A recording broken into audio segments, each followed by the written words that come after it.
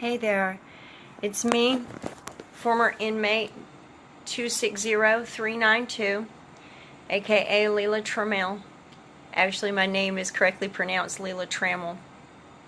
And like I said, God has really just moved my heart to share my journey with you, especially when I say you, I'm reaching out to those who themselves have been incarcerated and are released now, whether it be because you EOS'd or on some type of program or parole. I'm reaching really out to them and family members of them also, because I think that you need to know, hey baby girl, the struggles that we go through. I'm going to start off my first night, my first show, with sharing some things about me. What I would really like to start off with is sharing with you something that was written by someone. It was never identified to me who it was that wrote it, but this is what I would like to share with you. We want offenders to have self-worth, so we destroy their self-worth. We want them to be responsible, so we take away all responsibilities. We want them to learn to be a part of our community, so we isolate them from our community. We want them to be kind and loving to people, so we subject them to hate and cruelty. We want them to quit being the tough guy, so we put them where the tough guy is respected. We want them to stop hanging around losers, so we put all the losers in one state under the same roof. We want them to be positive and constructive, so we degrade them and make them useless. We want them to be trustworthy, so we put them where there is no trust.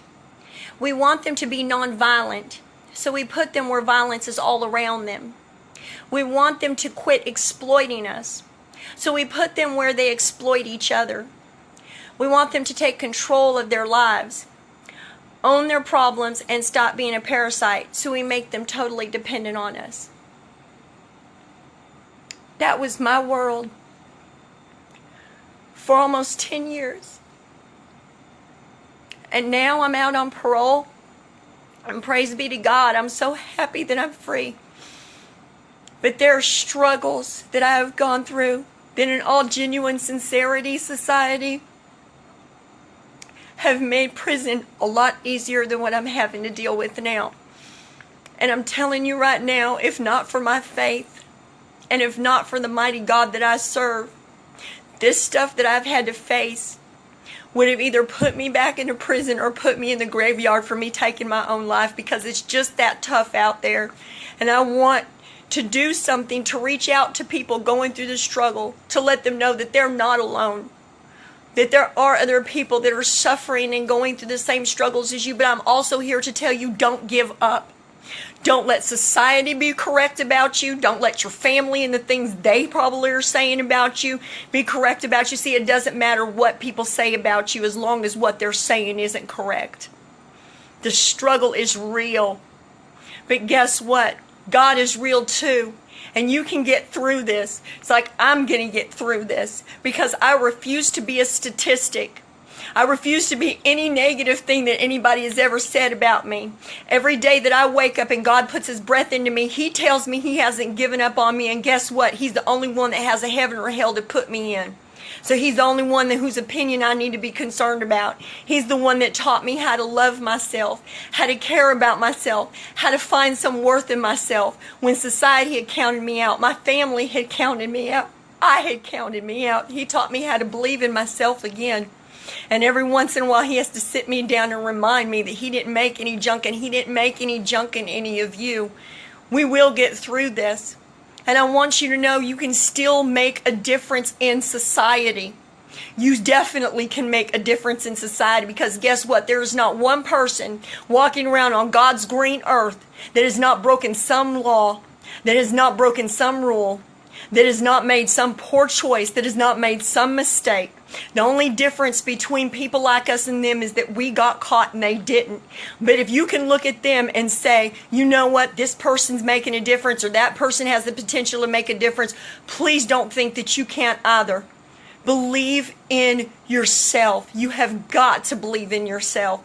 Because let me tell you something. Nobody's going to believe in a person that doesn't believe in themselves. They really aren't. You've got to know this isn't a matter. We were conditioned to look to a system to dictate everything to us. How we think about ourselves, how we feel about ourselves, how we look at ourselves. We were told when to get up, when to go to bed, when we can do this, when we could do that, to the point that we have become mindless. You've got to start talking to yourself and speaking life over yourself. Tune out all those negative tapes. You've absolutely got to do that. Let me tell you something. I'm giving you permission to make mistakes because somebody's got to. I'm giving you permission to still make a poor choice now and then.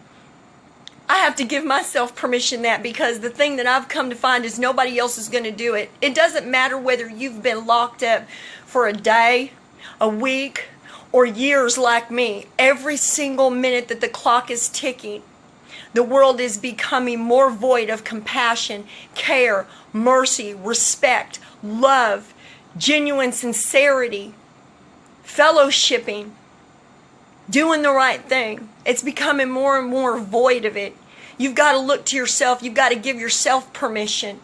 Because if you don't give yourself permission and you just try and put yourself up to a standard that is absolutely impossible to reach, you're going to destroy yourself before you've ever begun. You can make mistakes just like everybody else can, including the ones that haven't been caught yet. It's okay.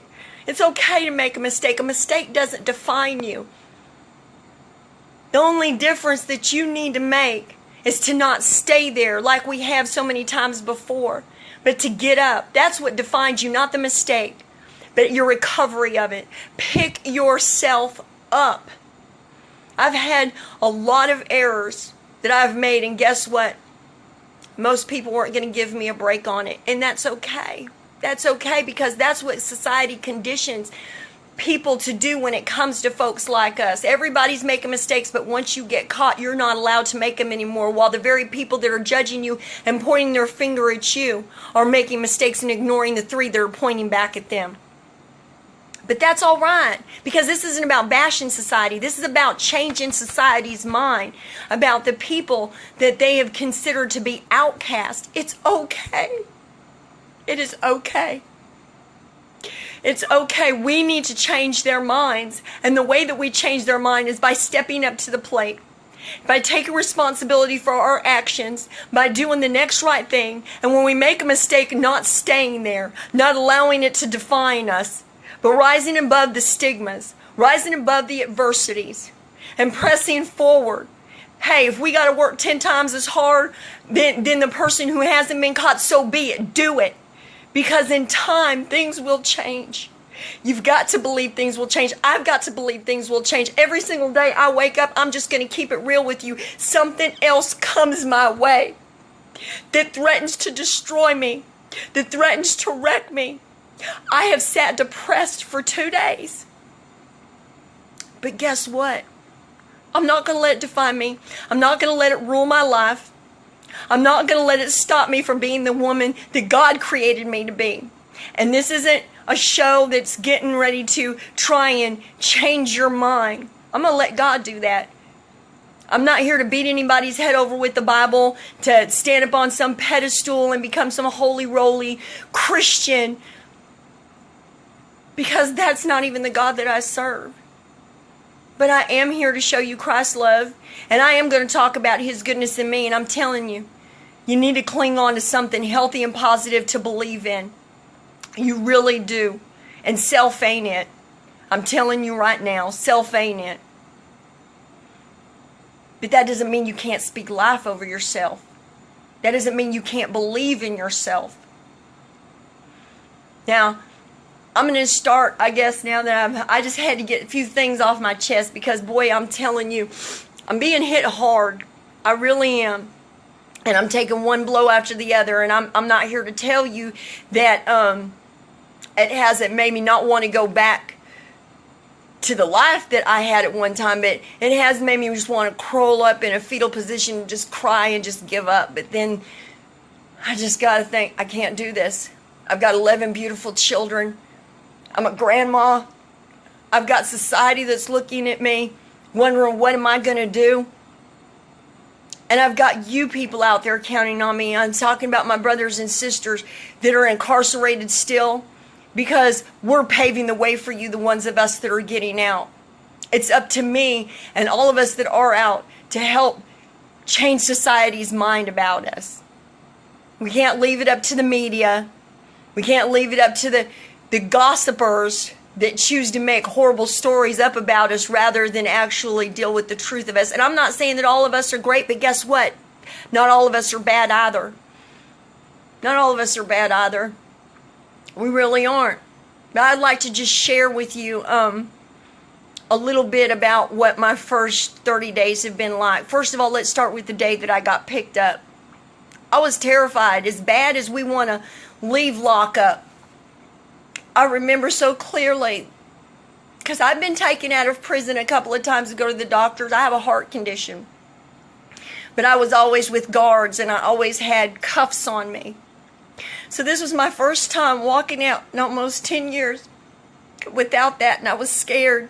All of a sudden, the very things that I raged against, the very things that I hated, the very things that threatened to break me down and define me, all of a sudden became safety and security blankets for me. I was scared to walk out of that prison without cuffs, without an officer to boss me around, tell me what to do. And it wasn't a matter of being scared that I was going to screw up. It was just a matter I was scared because it's all I had come to know. And I remember being in that little alcove area when you walk out the first doors.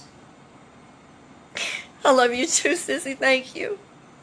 And getting ready to go out, and I trembled so hard. And the lady, Miss Georgiana, was so generous to come and pick me up. I love you. I know she's probably not even watching, but if you see her, you tell her I love her.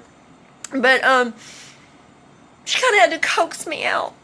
And I remember there was an inmate who I really didn't get along with well, whose father was there to pick her up that day too, and he had gotten out not too long before, and he sat there coaxing me out also.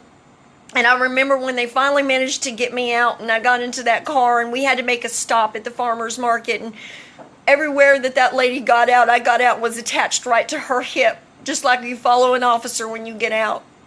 I'm still going through struggles, y'all. I still am. Living on my own, making my own decisions, you know. I find myself sometimes at work looking for an authority figure to follow around, being nervous about being too far away from an authority figure. And then I remember I don't have to follow them at their hip anymore. I'm not going to get in any trouble for walking off on my own as long as I'm doing the right next thing. It's been a very emotional experience. You know, you lay up there and you can only dream and imagine of what it's going to be like when you walk out, you know. You know family's going to be mad, but you don't know what kind of mad they're going to be.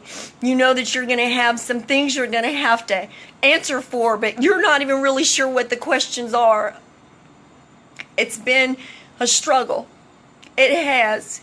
It really has. By no means did I think that I was going to be welcomed with a fruit basket, but in the same token, I never knew that I was going to have to endure the rejection that I have, but that's okay because I know that I have a lot of hurt to answer for. And this isn't about shaming your family. This isn't about shaming society. You know, just as much as we need to work to plug back in, we need to help them to plug back into us as well. They don't know how to receive us. They don't know what to think about us. They've had weeks, months, years, who knows how long they've had to just sit and imagine like we have about any encounters they might have with us. So I get out. And of course, my feet hit the ground and I'm off running. I want to accomplish this. I want to accomplish that. Wow, Walmart blew my mind. I had a major panic attack. Oh my gosh. So get ready, get ready, get ready. No, you're not alone. And for those people who have already had that experience, we can sit back about it and laugh. now, but it wasn't funny then. Everything is scary, y'all. I know I'm not the only one. Hey, I give my props to all those that have managed to get out and maybe it wasn't scary. But the reality of it is, for most of it is scary. Doing something as simple as using a toilet, I had to learn how to do because things are motion sensors, sinks without knobs. Do you know what it's? No. For those of us who haven't been incarcerated, they're watching, no, you probably don't know. You probably don't know what it's like, but let me tell you what it's like for somebody that's been locked up in a time capsule while the world has not been waiting on us before it progressed. It's scary just to be dropped off and not even know how to operate, and you're grown. I guess I'm kind of getting a taste of maybe what it was like to be a little kid and having to learn everything all over again, but I've had to learn how to use sinks, how to use toilets, how to be around a bunch of people and have no one to direct and guide me and order me around, and being told to think for myself, but I've been robbed of the right to think for myself. I've been conditioned to not think for myself. So in all the conditioning that it took for me to not do that and depend on somebody else, all of a sudden I'm thrust into a world that's expecting me to all of a sudden just know how to do everything and think for myself. And you don't turn that stuff off and on like a light switch, people. You don't do that, society. And those of us that are just getting out, those of us that have been out, you feel me, you understand that. But guess what? It's okay to tell a cashier that you don't know how to use the chip in your card. I had to do that. It's okay to have the little girl that's in the restroom standing next to you looking at you because you're perplexed by the sink. It's okay to look at her and ask how to operate the sink. It's okay. It's okay to look foolish. It's okay to look silly. It's okay to be afraid. It's okay to hurt. But I'm telling you right now, what's not okay to do is to run and hide, to give up, to not step up to the plate, to not answer the questions of the people that have waited so long to ask them. It's not okay to check out, to drop out. It's not okay to give up. It's not okay to be everything wrong that everybody has said that you were. It's not okay to do that. It's not. It's not okay to make a mistake and let it define you. It's not okay. You need to learn your right from your wrong all over again. I love you so much. I don't even know who you are, but I love you so much.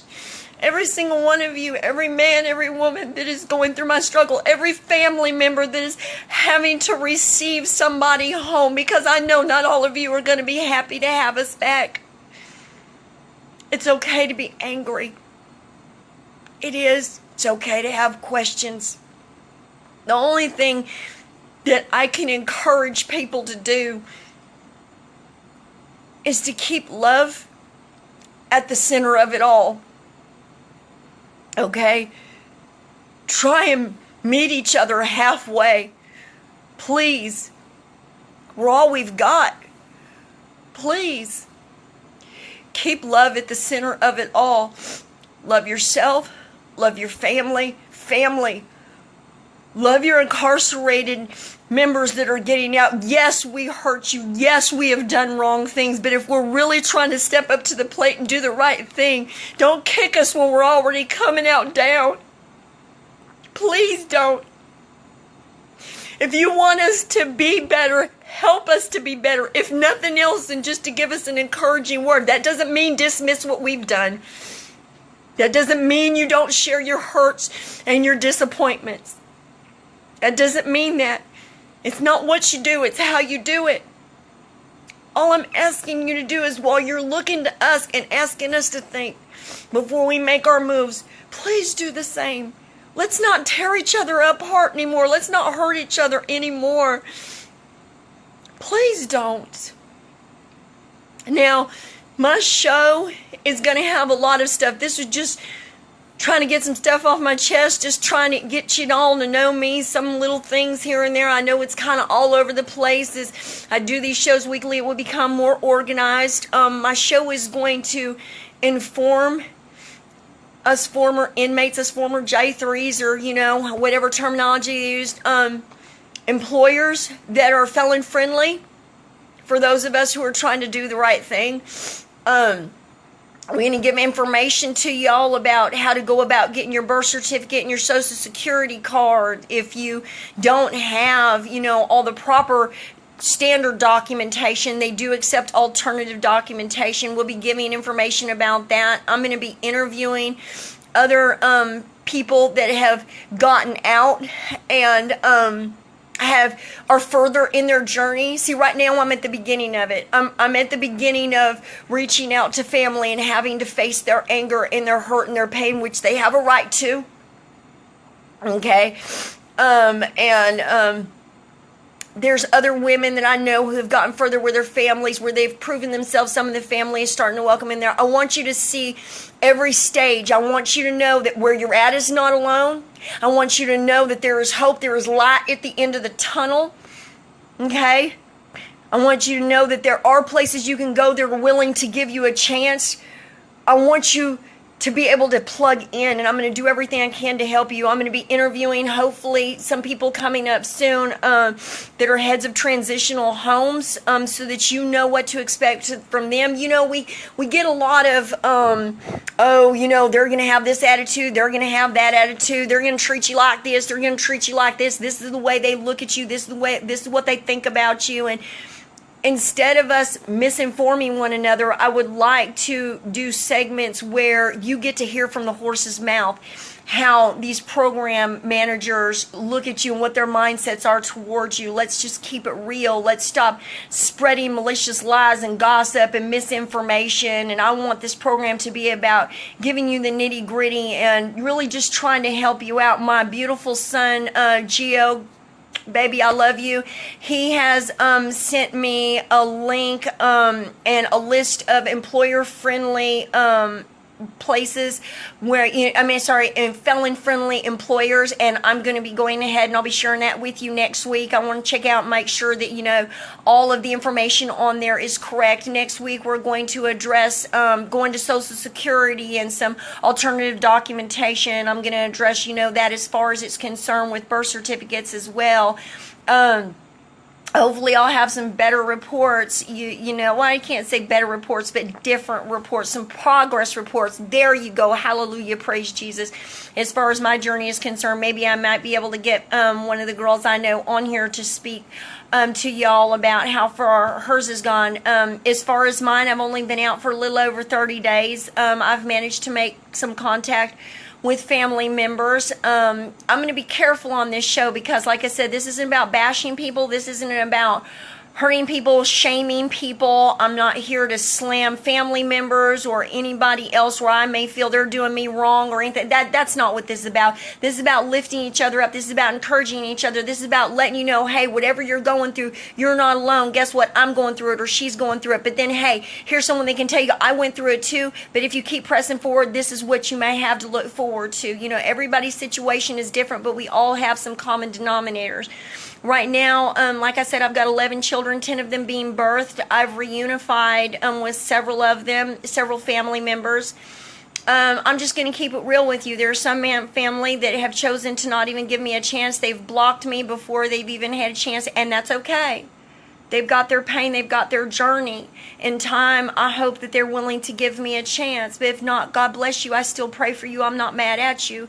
We all have different ways that we handle things. I love my family regardless. They're beautiful people. They really are. And it's going to be all right. I'm going to still stay praying for you. I'm going to still stay loving you. I am. It doesn't matter. But keeping it real for those of us that are getting out. Your family may block you. Your family may be really just that mad at you. Your family may not deal with you right away. It's okay. That doesn't mean you give up on them. It doesn't mean you give up on yourself. I'm not. Who am I? If I can do it, I know you can.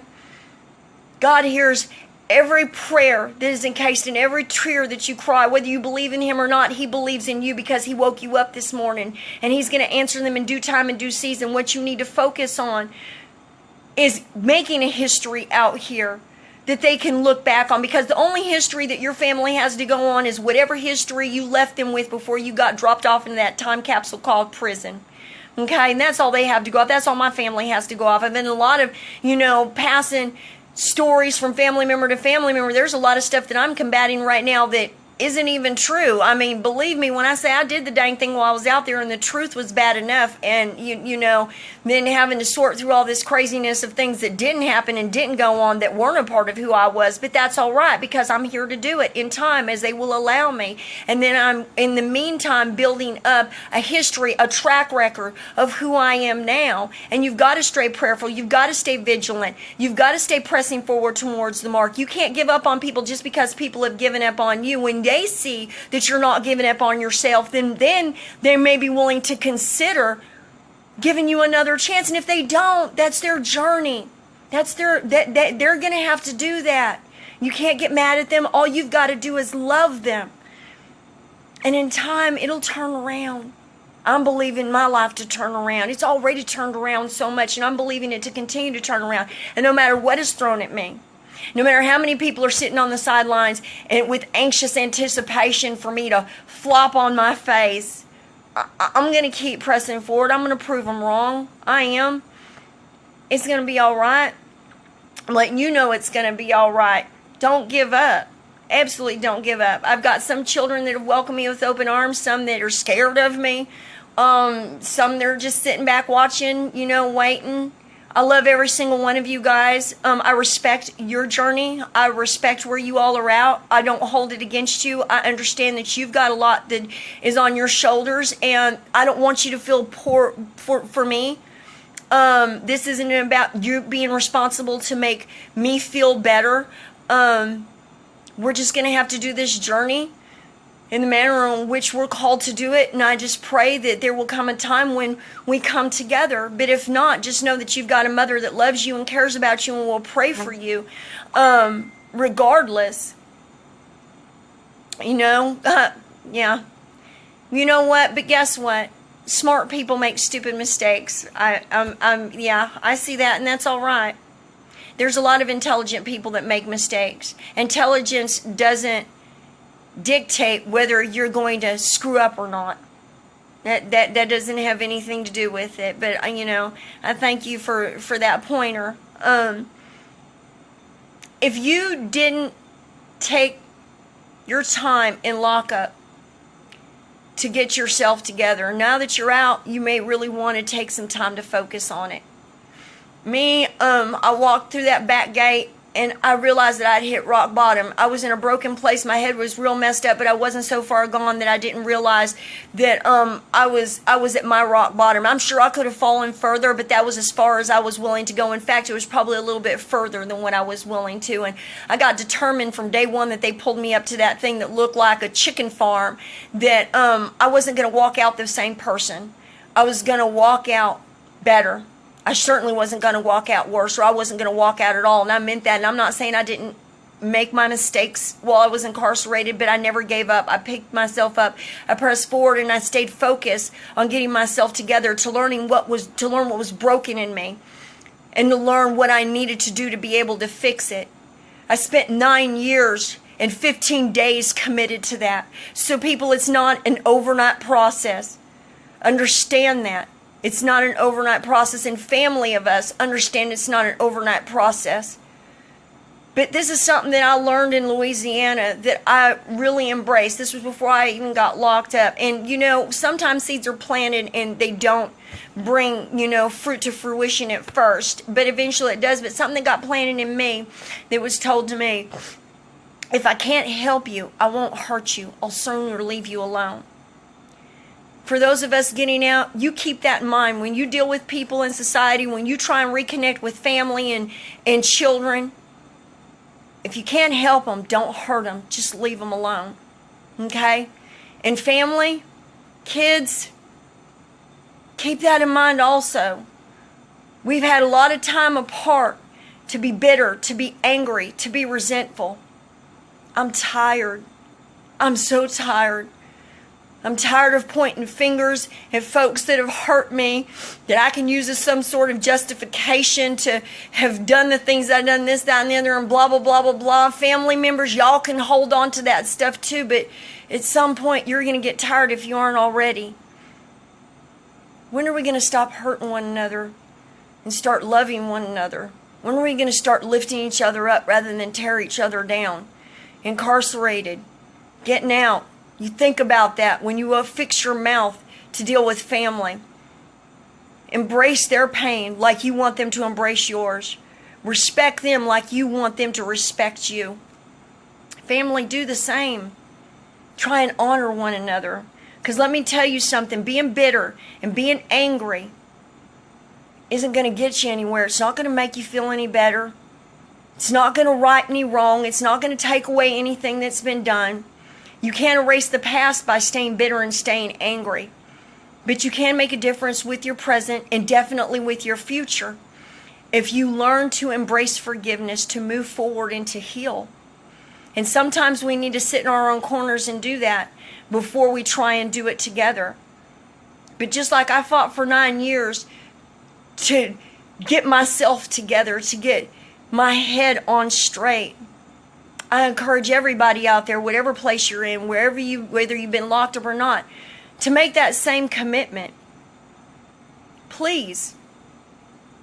Anyway, I've probably rambled on and gone on and around the mulberry bush, and there's just so much on my heart. My heart is swelling with all this stuff that I want to share with you. But I think that we're good for tonight.